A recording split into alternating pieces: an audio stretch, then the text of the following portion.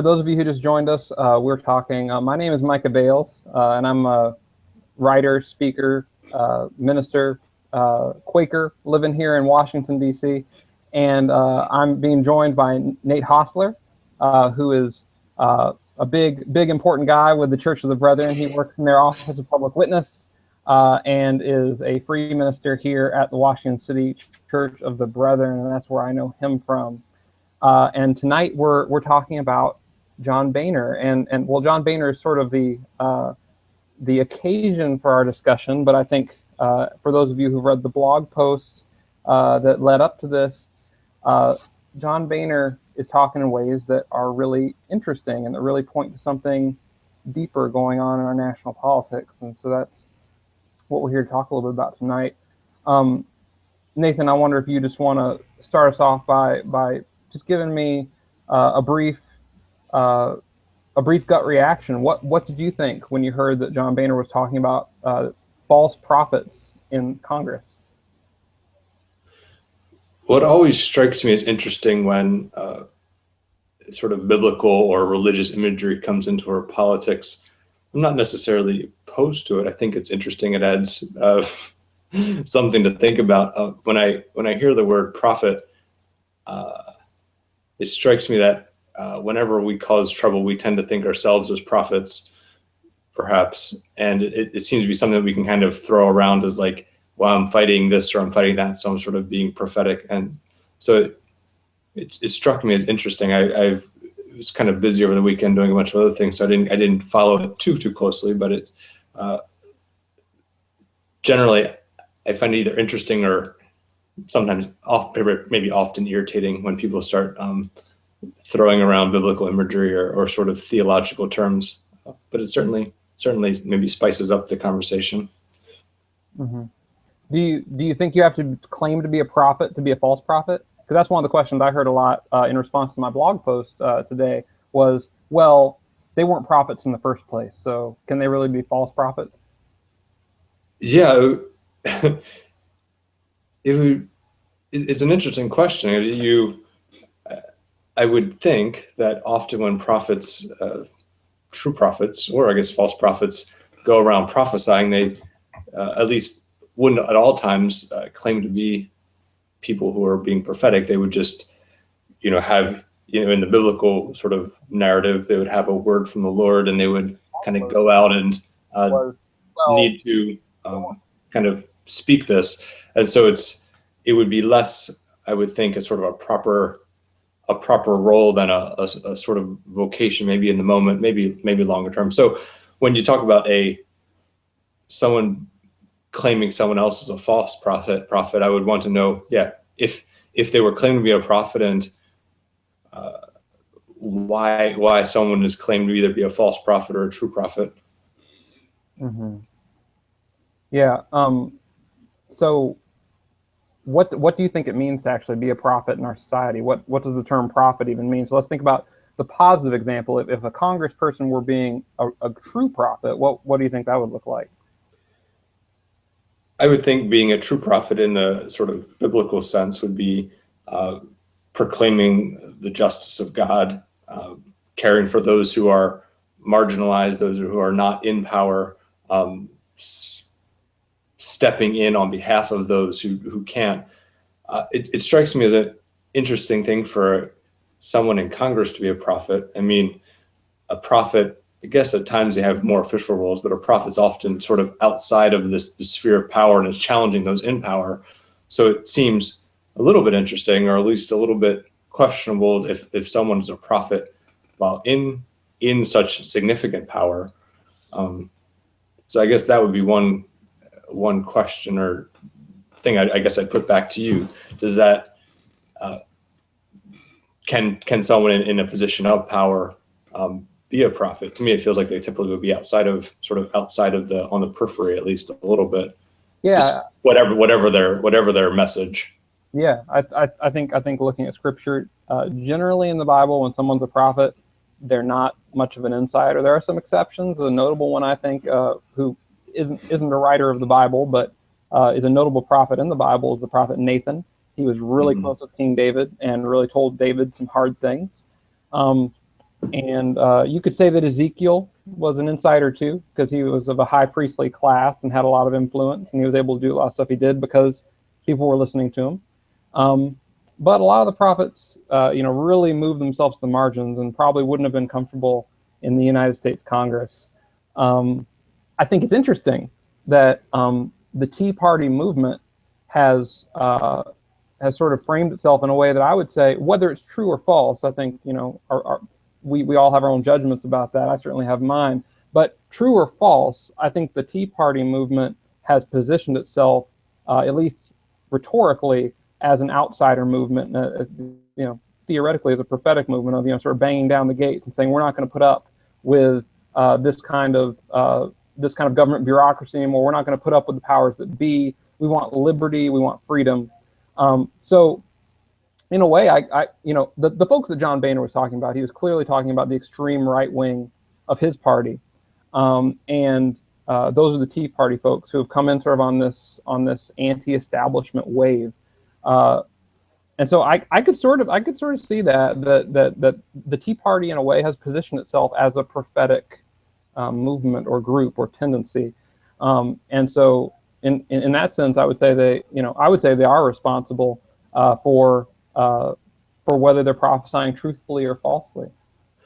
Yeah, I'm not sure if I'm allowed to go here, but I think it's an interesting question from my work. I mean, I work with a lot of church-based or religious-based offices here in DC, and I mean a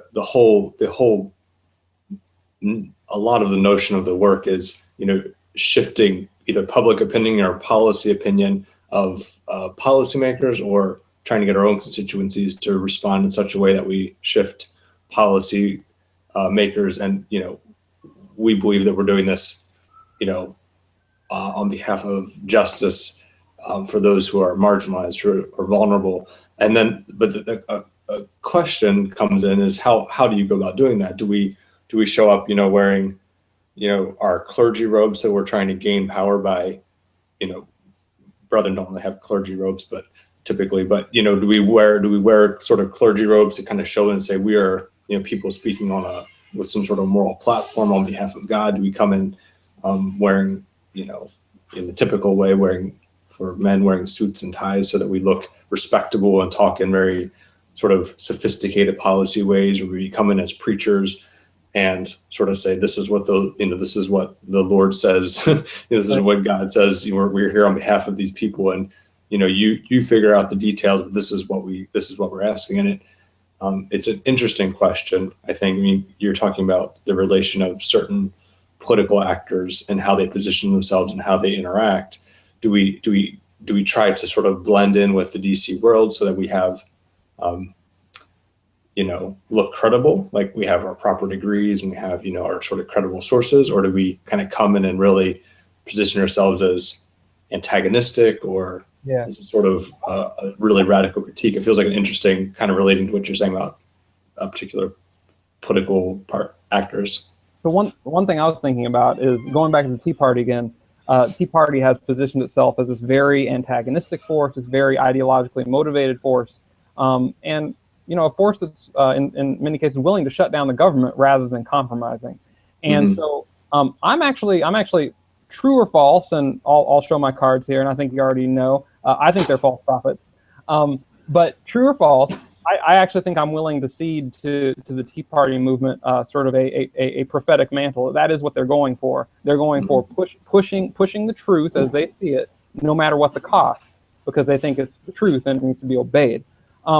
But so what that makes me wonder is I'm sympathetic to that, because there are things that I feel to be very true too, and I don't really want to compromise on them. I think of my opposition and my Christian family's opposition to war and war making. And I'm not interested in compromising on that. If I were in Congress, I think I would be constrained by my conscience to toe a pretty firm line on wanting to fund the Pentagon. And that would be pretty rough, because not many other people want to go along with that. Yeah. And so that makes me wonder, do you think that Congress or elected representatives in general, do you think that this is the place for prophecy? Do you think that prophets have a place in government, or should prophets not even get involved in government? strikes me as a difficult place. I tend to think of politics as a sort of organizing of public life, for a certain end. So members of Congress are there to represent their constituencies. They obviously have their own views, but they're also got elected in those views, and they're there to represent. And so but they also are, mandated to do very particular set of things. They, are supposed to keep the government running, the country running, and one of the things I was reflecting this earlier. When you think of compromise, if your views are roughly the same, say we all agree. We don't, but if we all agree, say all the peace churches agree that we should not engage in war, then we discuss. So, for example, where I come across this is like we have a working group on drone warfare. So in that context, with everyone that is opposed to drones, and we can compromise on what our language is and how we go about that tactically to discuss this with, members of Congress. We talk, these are certain things that we can include or not include, and we sort of negotiate those. This becomes particularly challenging or distinctly challenging if we, start stretching out, which we do, to include those who are more within a just war tradition, because now we don't have a sort of a similar framework. We might have a similar framework of having concern about drones, but we don't have a similar framework in terms of how we think about those and what questions are priority and what framework are priority. So it feels as though in order to be in a group of people that function reasonably well, you have to be within a certain range of negotiable points. And so, given the breadth, so this is why it becomes particularly challenging often for peace church folks to be in those contexts and to stay very tightly within them, because your framework that you're discussing is so broad. A story that we Quakers like to tell about this kind of situation is, some folks don't know, Quakers, as minuscule and unimportant as we are today, back in the 1700s in the colonies, in the American colonies, particularly in Pennsylvania, we were extremely influential and powerful. Imagine. And one of the reasons we sort of headed on the path of not being so influential, not being so powerful, is that at a certain point, Quakers were governing Pennsylvania. Quakers were in the majority in the assembly, and the king. So there was sort of some limited local autonomy, but of course the king was in charge. When the king said jump, he said how high. And so the king, the French and Indian wars were ramping up, and the king said, well, you got to raise a militia because we're going to go fight the French and their Native American allies, and that's what we're doing. And so there really wasn't any way around it without rebellion against the crown, which would have been, well, apart from being suicide, would have not been something the Quakers would have been interested in either. So their response, rather than complying with the order to raise a militia, is they left government. Enough of them left government. Enough of them basically pulled a John Boehner and just said, hey, I quit. So that the Quaker majority went down to a minority. And then, those other non-pacifist folks could go ahead and raise their militia, but Quakers weren't going to participate, right? Yeah. And so that sort of makes me wonder, so looking at that situation, like, were Quakers prophetic enough in that situation? Maybe they should have said, no, we're in charge because we have elected authority, and we're not going to raise a militia. And come and make us raise a militia, King George, because we're not doing it. And who knows what would have happened, right? But so, I can sort of go back and forth on it. Like, maybe our elected representatives should just, be really sticks in the mud about important stuff. Yeah. How much compromise do you think we should want or expect from our elected officials? Because I gotta say, I like this fiery fervor of prophecy when I agree, but when I'm not in agreement, I sure do appreciate compromise. I sure do appreciate people who disagree with me that are ready to compromise. Yeah. And so, what's the line? Should we expect our public officials to compromise, or should we expect them basically just toe an ideological line and stand firm? Yeah, as you were talking, I was thinking that often, particularly on issues of war and work on drones and Pentagon spending and things, we are often wanting people to be more compromising than less, because we typically don't agree with them to start with. So we kind of we'd like to kind of drag them a little bit closer, non-violently, of course, drag them a little bit closer to where we are, so that we're, so in this case, it's kind of like, well, it'd be great if you compromise more, but yeah, but when it's the other direction, I think we probably want that a little bit less. Yeah, it's a difficult question. I mean, So do you think so for example, we've got the Tea Party on one side in our government right now that's just extremely ideological. There's not as much yet. There's signs that it may be brewing, but there hasn't been as much yet of a really counterpart to the Tea Party on the left. Would you think it'd be a healthy development for our country to have a Tea Party on the left, essentially a very ideologically motivated force on the left to counterweight the extreme right? I guess a counterweight is not necessarily. I mean, it can be useful, but yeah, if the end need for a functional government, if that's something we think is something that we have sort of a desire for, is to be able to work together, then I don't, it's not as though there's a spectrum that if we have people on this side and people on this side that we kind of will necessarily be in the middle. We just most likely won't. I guess we won't have anything, or we'll just have two extremes on two different issues. If anything gets passed, we'll sort of negotiate. Like, you can have this piece of sort of the extreme, and we can have this piece of an extreme. So it doesn't quite feel as though sort of some sort of counterbalance, sort of a prophetic opposite, would necessarily make us any more functional or any more better, or be able to get to an end goal that we would necessarily be any more interested in. So Nate, I just want to pause here for a second. I know we've got a number of viewers who have come in since we got started, and I want to do brief introductions here again, and then make a suggestion, because I sort of want to know who's on the other end of those other computers and who we're talking to. Now, this is our first time doing one of these live video events, so I didn't know exactly how the setup was going to be. And what I was hoping was that it was going to be like, I don't know if any of you guys have been in, your sort of regular corporate webinars, but for those, there's usually like the screen here, and then below you've got the chat box, and everyone can chat and say their stuff, and we can sort of respond to it.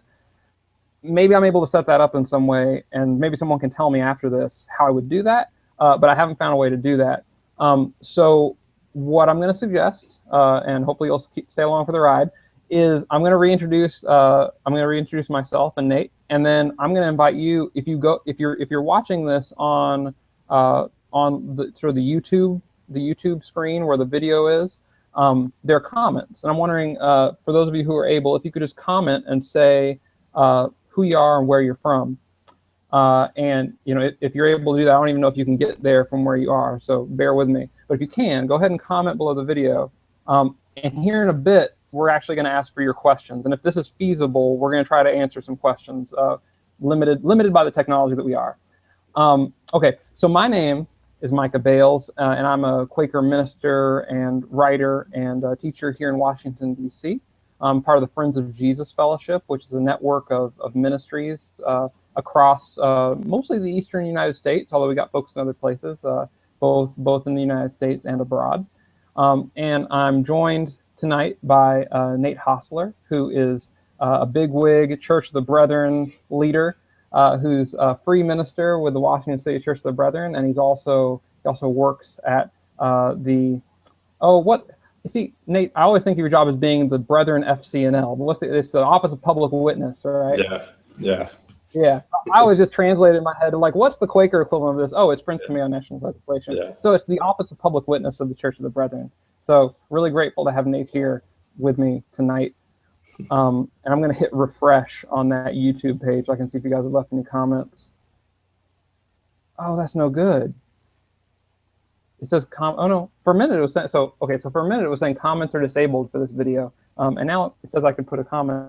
So if you guys need a chance, put a comment, and we'll consider your questions here in a little bit.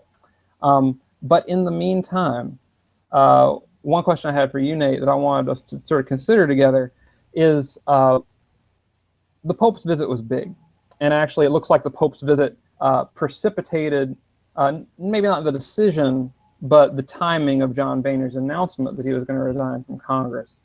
And for him, just sort of on the heels of that, to speak in terms, he says in his interview on I think it was Meet the Press or something like that, one of those shows that politicians make the rounds on. He said, well, it says in the Bible that you got to beware of false prophets.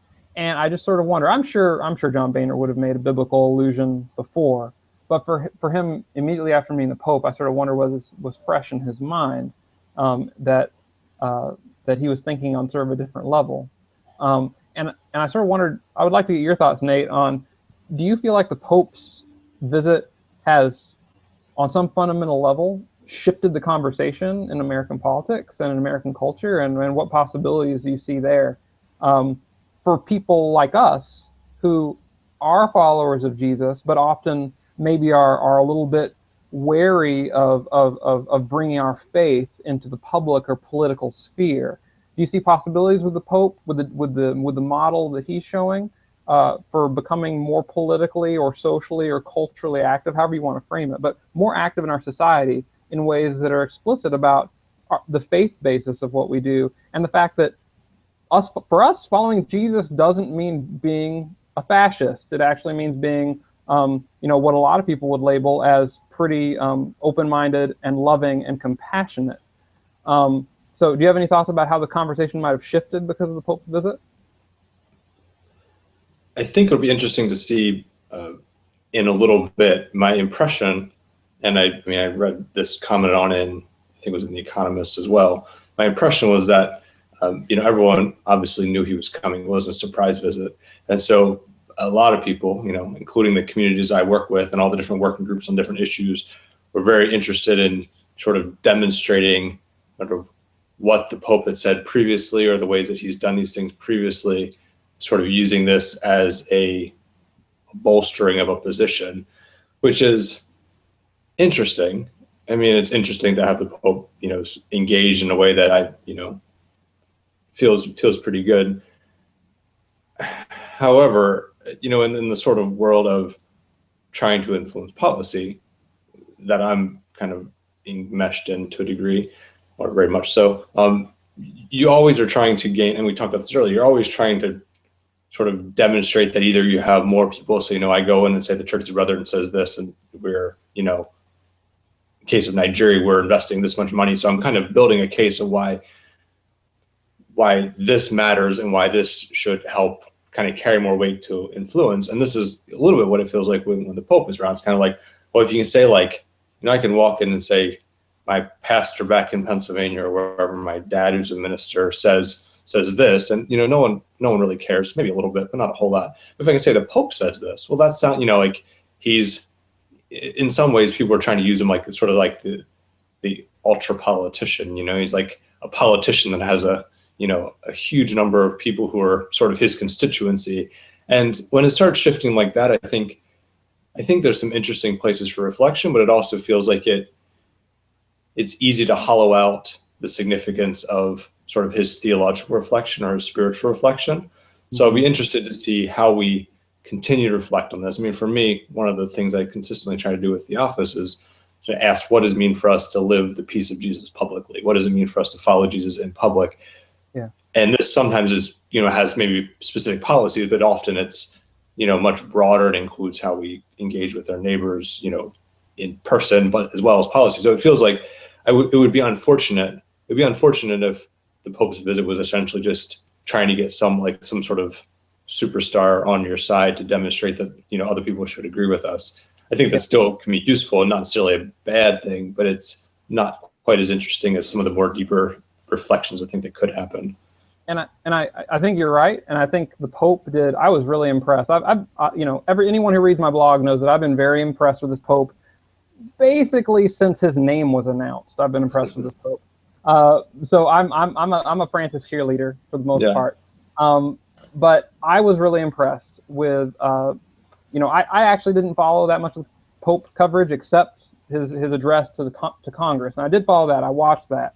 And I was really impressed with how he handled that, because there were several points when his speech was basically, he could have easily gone in a very divisive and sectarian direction simply by stating Catholic Church doctrine. He could have said things that were very true, but it would have also just sort of divided the room instantly. And that would have been fine, but Jesus was put in the situation a lot where Jesus was asked to say things that were true, but in the wrong moment. And so I saw Francis being essentially invited to say things that were true, but in the wrong moment. And he took that opportunity to say things that were true, that were appropriate for the moment. So one moment that really stuck out for me was when Francis said, we need to value something to the effect of, we need to value life at all stages of development. And there's a raucous cheer, presumably from a lot of Republicans, because Republicans are really big on protecting life before birth. And they assumed that he was talking about abortion, because we all know that the Pope is against abortion. Like, that's not in question. And then so after saying we need to protect all life at all stages of development, he immediately goes on to say, and what I mean is we need to abolish the death penalty in the United States. And I was just blown away by that. At that point, I texted my wife and said, this man is brilliant. It was a very Jesus move. It was sort of rhetorical jujitsu, because you thought you got him. You thought you had him pinned down on like what kind of man he was and what kind of positions he was going to take. And he said, oh yeah, I believe that, but here's what maybe you're missing. Because actually most people in Congress, pro-life or pro-choice, think that the death penalty should be kept and that we should be killing people who kill people to show that killing people is wrong. And the Pope said, no. Look, if we have a culture of life, it doesn't only mean that we don't kill babies in the womb, it also means that we don't kill murderers, because a culture of life doesn't kill murderers, because we're not a murdering culture. Yeah, and so when I'm making a comment, I would think that he did these things well, and I was commenting more in regards to how sort of this context responded to him, or responded to what they assumed he would be saying. And I think it also a critical piece, I mean, kind of off what you're saying, is that he's not just saying something for the purpose of scoring a political point. I mean, he's also living it. We were standing in line. We got tickets to get to the West Lawn. We were standing in line. We saw his little Fiat go bouncing down the road. Obviously that's whatever. Not making too big a deal of that. But all these sort of different things of washing the feet of prisoners, and skipping big luncheons to go and have with people that you typically don't, powerful people typically don't go have lunch with. I mean, those sort of things to me feel like an interesting, is what I would hope that we as a church do, is that we not only sort of push in the public and policy sphere, push for, things that make for justice and the way of peace, but we also kind of do the sacrifice and embody it in ourselves. So I think to me, that feels like an interesting lesson for this sort of world that I spend a lot of my time in. Right. Yeah. And so, I just see Pope Francis as being potentially a real amazing bridge in the culture wars, where there's sort of something there for everybody, and everyone can love Pope Francis and the way he is and what he's saying. But there's also something there to bug all of us. I actually just read a blog post from a Quaker friend of mine who was basically trash talking the Pope a little bit. Hey, AJ, I think you're still watching. Sorry if I'm mischaracterizing you here. He was talking about how, love the Pope, love you, Francis, but you know what? Women need to be affirmed in their ministry, and the fact that you say the door is closed to that's a real problem, and I take issue with that. And other folks are going to be really upset that the Pope basically denounces capitalism, and apparently that's a Christian position. Who knew? I mean, I didn't pick that up. You might have picked that up from the Book of Acts, but if you weren't reading very carefully, you might not clue into that. So the Pope takes some positions, or I wouldn't even say positions. The Pope upholds the doctrine of the Church, of the Roman Catholic Church in particular, in ways that are uncomfortable for all of us, and we all have some disagreements with him. But I appreciate that he also carries himself in such a way where, again, he's saying the true things in the right way at the right time, and that's really important. And so I see Pope Francis as being someone who can bridge the culture wars and offer us an opportunity to really rethink how we want to be relating to one another, and whether our ideological differences are really worth sort of spiritually killing each other over. So we did say this video cast was only going to go for about a half an hour. We're at about 35 minutes now, but if you're okay with it, Nate, I do want to take just a little bit of time to respond to questions. We have gotten at least one. I'm going to go ahead and here in a couple minutes, as Nate responds to this first question, I'm going to refresh my browser. So if you've got a question, go ahead and comment in the place where the main YouTube video is. Go ahead and comment in the comment section with a question, and we will attempt to answer it as best we can. So the first question I've got is from Shannon Isaacs, and I believe she's living in Ohio. And she wants to know, Nate, I think this was directed to you, Nate. I don't know if it was directed to me too. I'll answer it too. So she wants to know, how do you carry yourself doing this work that you do in DC? Particularly, how do you dress in a suit? Do you act formally? How do you present yourself as you do this work on Capitol Hill? Well, I would say I generally am fairly formal for me. I'm less formal than most people. I'm in a context where I'm on the younger end in certain spaces, and so I recognize that being too informal can sort of undercut my ability to sway an opinion. As you may notice, I have a beard that people sometimes mistake as Amish, and I often, brethren typically wouldn't have a suit jacket, or they would have a suit jacket without a collar, and they would have a shirt without a collar and no tie. I've not splurged and had such a thing made for myself, but I don't often. Sometimes I won't wear a tie. Just have a button up the whole way. It's not really too specific, but I usually just go for the formal. You're being true to your tradition. Yeah. I guess. Occasionally, I have also a olive wood cross on the West Bank that occasionally I'll wear in particular contexts. Like I was at the Religions for Peace, the World Assembly, a while ago, maybe 2 years ago in Austria, and was there with a bunch of an interfaith sort of delegation from North America, people, young adults, and I noticed whenever I was wearing this cross, and I was standing next to a friend who was wearing hijab, and an Orthodox Jewish woman who was with me, whenever we were all sort of together, and particularly when I had my cross on, the photographer would kind of like, oh, this is a good shot of like distinctly different religious traditions kind of all together. I thought that kind of interesting. Yeah. So that's interesting. And though I don't work on Capitol Hill, I actually my day job is working for Homeless Children's Playtime Project. So we work in DC's shelters and temporary housing to provide children from like age 6 months to teenagers a space where they can be themselves and grow and learn in a safe and loving environment. But so what I do for that organization, I do communications, and so I'm sort of interacting with the whole spectrum of DC, from families experiencing homelessness and just coming off of living on the street, all the way over to public officials and DC government folks.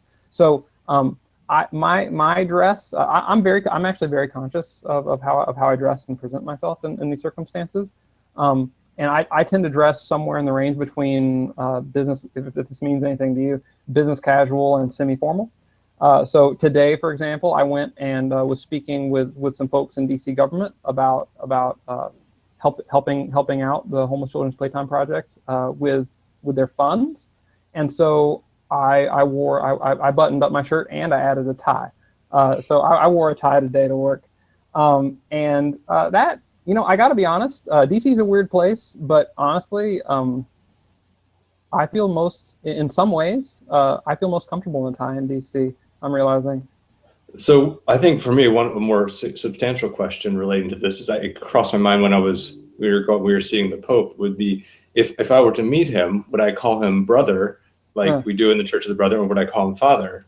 Like what would, and I first, when I started this work, I was emailing, because I was also worked for the National Council of Churches. I was emailing someone, an archbishop from the Syriac Orthodox Church, so I was like, what is the proper thing that I call him? And it's like, His Eminence or Your Eminence. But as a Church of the Brother person, I feel that's not what we do. And so for me, an interesting question, even internally ecumenically, is how much do we take on? How much do I show respect for a position, or how much do I challenge the idea that there's a distinct hierarchy? I'm licensed now, which is a sort of like ordained for a local congregation. If I become ordained, when I become ordained, do I go by reverend to show that I'm clergy, which would presumably gain more power in some contexts, or do I continue to not go by that because we don't really buy into that in the brethren? Is I think for me a very real question of how much we kind of move with the system that we're interacting with, or sort of challenge it, or at least subtly challenge it. Yeah, I'm with you, and I think Quaker and Brethren traditions, I think, are pretty similar on this. We're pretty anti. Not, I wouldn't say formality. Quakers can be pretty formal in our own way, but anti ostentatiousness, anti vanity, and titles. I still have this bias that titles of any kind seem pretty vain to me, even though I'm increasingly, I would say a fairly limited degree, I'm coming to appreciate that titles can be helpful. I won't get into that because most people wouldn't think I think they're very helpful, but for a traditional Quaker, I'm probably more friendly to titles than some. But I gotta say, when we were talking about the things that Pope Francis has stuff to rub us all the wrong way, one of the things, I think you and I are in the same boat. One of the things that rubs me the wrong way is all this business with the Holy Father, His Holiness, blah, blah, blah. I'm like, you know what? Francis is dope, but like, we're all brothers under one Father. So that's how I feel. So we got one more question, and I think this is probably gonna be our last question for tonight, but it's from AJ Mendoza. And AJ, sorry if I'm wrong here, but I think you're still out in the Pacific Northwest. He's out in Oregon, Portland, I believe. And here's his question. Are true prophets always prophets, or is the mantle of prophet always on them? Can someone be a prophet and then become false? Should we be more active in confronting a false prophet, more active than just not voting for them? So just to sort of reiterate in my own words to make sure I get the question, is being a prophet an office, or is being a prophet an occasional gift that any of us can get at a particular time?